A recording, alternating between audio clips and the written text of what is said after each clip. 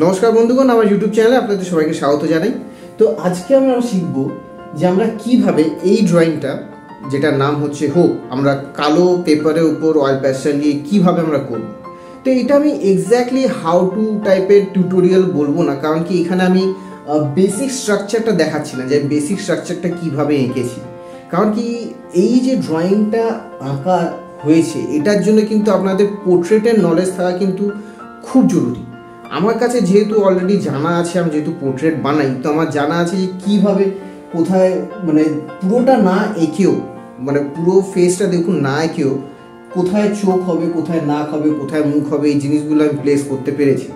তো ওইটার জন্য যে টিউটোরিয়ালটা আছে সেটা আমি কোনো একটা আলাদা ভিডিওতে দেবো, আলাদা ড্রয়িং দিয়ে, যেটা পুরোপুরি পোর্ট্রেটের উপরেই হবে, যে কীভাবে রং করবেন, কীভাবে স্ট্রাকচার করবেন, সব ওইখানে ওইটা একসাথে আমি দেখাবো কোনো আলাদা ভিডিওতে। এই ভিডিওতে আমরা দেখবো যে আমরা এই যে রঙের টেক্সচারগুলো আছে এইগুলো আমরা কিভাবে এনেছি। আমি এই ভিডিওটার সময়, মানে আগের ভিডিওতে আমি এই ভিডিওর সময় বলেছিলাম যে কালো পেপারে সবকটা রং কিন্তু ভালোভাবে মিক্স হয় না। তো এইখানে আমি সেই রঙগুলো কিভাবে চেঞ্জেস করেছি হালকা এইভাবে ইফেক্টটা আনার জন্য, আমরা সেই ব্যাপারে এখানে ডিসকাস করব। তো এটা ছাড়া আপনারা এই ভিডিওটা ছাড়া যদি আপনারা যদি শর্টস যে ভিডিওটা হয় সেটা যদি দেখতে চান, তাহলে আরও একটা চ্যানেল আছে আমারই, যেটার নাম হচ্ছে বান্টি আর্ট টিউটোরিয়ালস শর্টস। ওটার লিঙ্ক আমি ডেসক্রিপশানে দিয়ে দেবো, আপনারা ওখানে গিয়ে শর্টসটা দেখতে পাবেন, আর আগের ভিডিওগুলোরও শর্টস দেখতে পাবেন। প্লাস কিছু এক্সক্লুসিভ কন্টেন্ট আছে যেগুলো মানে আর কি শর্টসেই আপলোড হয়, মানে ছোটো ছোটো আঁকা যেগুলো আর কি আমি জাস্ট শর্টসেই আপলোড করবো। তাহলে চলুন দেরি না করে যাওয়া যাক টিউটোরিয়ালের দিকে। তো দেখুন, সবার প্রথমে আমরা এখানে অরেঞ্জ দিচ্ছি আইলিডের ওখানে। তো দেখুন, আপনার এখানে ফার্স্ট গ্লান্সেই আপনারা এখানে দেখে বুঝতে পারবেন যে অরেঞ্জটা কিন্তু যতটা ব্রাইট হওয়ার কথা বা যেরকম অ্যাকচুয়ালি আমরা অরেঞ্জটা দেখি সেই রকম কিন্তু অতটা ব্রাইট না, কালারটা কিন্তু সেই রকম আসছে না, তার থেকে হালকা ব্রাইট যেটা আসতে পারে। ঠিক আছে, এখানে দেখুন আমি ভার্মিলিয়ন হিউ দিলাম, এখন আমি ভার্মিলিয়ন হিউ দিচ্ছি। সেটা কিন্তু অ্যাকচুয়ালি অনেক ডার্ক কালার, অনেক ডার্ক ভার্সন অফ অরেঞ্জ, কিন্তু মানে এখানে সেরকম ডার্ক ভার্সন কিন্তু আসছে না। তো আমি যেটা বলেছিলাম যে মানে আগের টিউটোরিয়ালে যে সব কটা কালার কিন্তু ব্ল্যাকের সাথে কিন্তু ফোটে না। তো এখানে কিন্তু অরেঞ্জটা আমি যেরকম চাইছিলাম সেরকম আসছিল না, তো আমাকে এখানে অনেক কিছু চেঞ্জেস করতে হয়েছে। এখানে দেখুন, এই যে আমি ব্লেন্ডিং করছি, ব্লেন্ডিং করতে গেলে কিন্তু আমি নিচের যে বেস যেটা পাবো সেটা কিন্তু হবে হচ্ছে ব্ল্যাক। তো এখানে আমি অনেক কিছু কালার আমি নিজের মতন করে চেঞ্জ করে আমি নিজের মতন দিয়েছি। এখানে দেখুন ফ্ল্যাশ টিন্ট দিয়ে আমি এখানে ইফেক্টটা আমি আনছি। আর ডার্ক ভার্সন হিসাবে যেহেতু রেডটা কাজ করে যায়, রেড যেহেতু ব্ল্যাকের সাথে ম্যাচ করে, সেই জন্য আমি রেড ইউজ করেছি। তো ব্যাপারটা হচ্ছে সব কটা কালার কিন্তু ব্রাইট আসে না। ব্ল্যাকের মধ্যে ধরুন হলুদ খুব একটা ব্রাইট আসে না, একটু ব্ল্যাকিশ ইফেক্ট আসে। দেখুন আমি একটুখানি দিচ্ছি, এ দেখুন কেমন সাদাটে টাইপের আসছে, দেখেছেন? এটা হচ্ছে কিন্তু আমি এখানে ফ্ল্যাশ টিন্ট ইউজ করছি, কিন্তু আসছে ম্যাটারটা অনেকটা সাদাটে টাইপের। তো ব্ল্যাকের যেহেতু টেক্সচার আলাদা, নিচে যেহেতু মানে যখন আমরা ব্লেন্ডিং করি যখন হোয়াইট পেপারে, তখন বেসটা হোয়াইট থাকে, তো হালকা হালকা মাইক্রো লেভেলে যে জিনিসগুলো আর কি বাদ থেকে যায় সেগুলো কিন্তু আমরা হোয়াইটের মধ্যে দেখতে পাই, যেটা জিনিসটাকে ব্রাইট করে আমরা যখন হোয়াইট পেপারে যখন আঁকি। কিন্তু আমরা যেহেতু এখানে ব্ল্যাক পেপারে আঁকছি, আমাদের বেসটা হচ্ছে ব্ল্যাক, তো আমরা যখন নিচে থেকে মানে জাস্ট মাইক্রো লেভেলে যখন আমরা নিচের যে টেক্সচারটা দেখা যাবে সেটা কিন্তু ব্ল্যাক, ওটাই কিন্তু ওভারঅল এই ব্রাইটনেসটাকে কমিয়ে দেয়।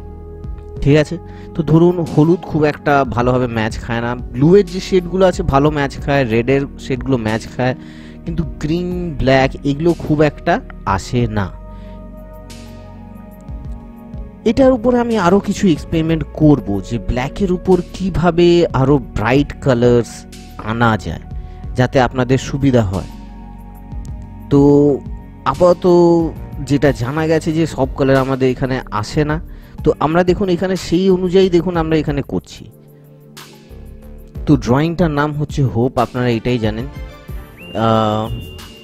অনেকটা কনসেপচুয়াল ড্রয়িং। আমরা জানি যে মানে এখন অনেক অশান্তি চলছে, এখনও যুদ্ধ চলছে।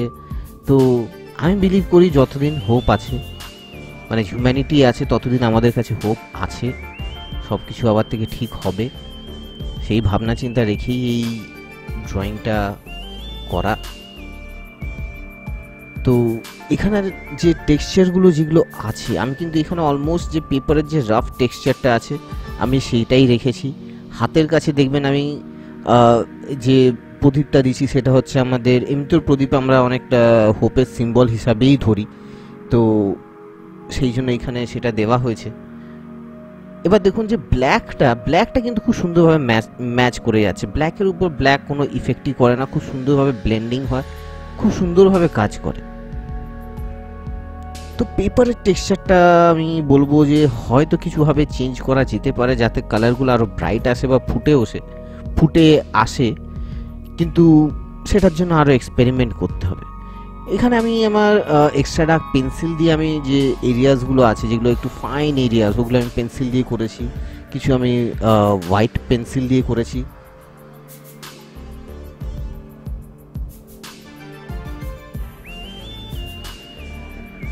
এখানে যে আমি হালকা হালকা যে রেডের যে মানে আর কি ইফেক্টটা দিয়েছি সেটা কিন্তু কাইন্ড অফ ব্লাড সিগনিফাই করে, ভায়োলেন্স সিগনিফাই করে, বাট তার মধ্যেও যে একটা দেখুন হাতের আঙুলেগুলোতে একটু বার্নড লুক আছে।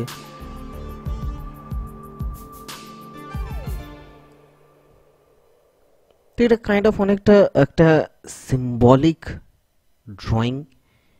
এখানে আমি আপনাদের একটু শেডিংয়ের ব্যাপারটা বলতে চাইবো যে লাইটের যখন আমরা ইফেক্ট যখন অন্ধকারের মধ্যে যখন কোনো লাইট জ্বালাই তখন সেটা যখন কোনো মানুষের স্কিনের উপর পড়ে তো কাইন্ড অফ অরেঞ্জিশ রেডিশ এরকম টোন আসে, ঠিক আছে। কিন্তু ব্ল্যাকের উপর যেহেতু পুরোটা একদম ফুটে আসছিল না, তো আমি নিজের মতন করে অনেকটা চেঞ্জেস করেছি, ইফেক্টটা আনার চেষ্টা করেছি যেন অনেকটা বোঝা যায়। কিন্তু আমি এখানে একেবারে পারফেক্টলি রিয়েলিস্টিক ফিলে আর কি আমি চাই। আমি ইন জেনারেল যেরকম রিয়েলিস্টিক ফিলের জন্য আমি আঁকি, আমি এখানে অনেকটা রিয়েলিস্টিক ফিলে আমি যাইনি, মানে রিয়েলিস্টিকে যাইনি, রিয়েলিস্টিক ফিল বলা যেতে পারে যে কাইন্ড অফ ওরকম আছে। মোস্টলি এখানে আমার টেক্সচারটাকেই আমার এখানে ইউজ করা হয়েছে। তো দেখুন কালার কম্বিনেশনটা খুব ইম্পর্টেন্ট, মানে আমরা কি কালারটা আমরা ইউজ করব। আমি কিন্তু এখানে অনেকটাই নিজের মতন ভাবে কালারটাকে ইউজ করেছি।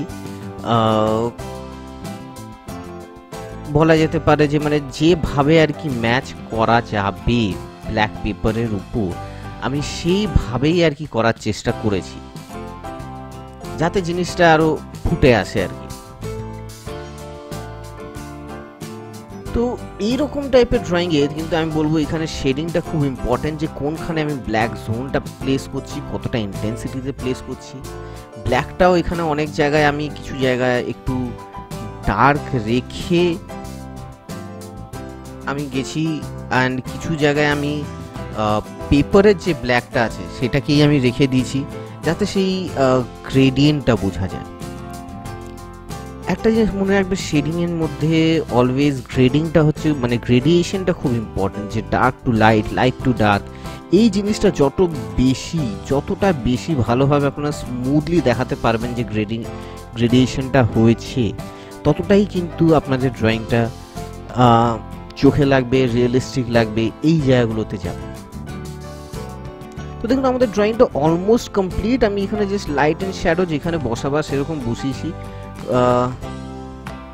Orange, vermilion Hugh, white, black আর ফ্লেশ টিন্ট, এই কয়েকটা কালারই আমি জাস্ট ইউজ করেছি।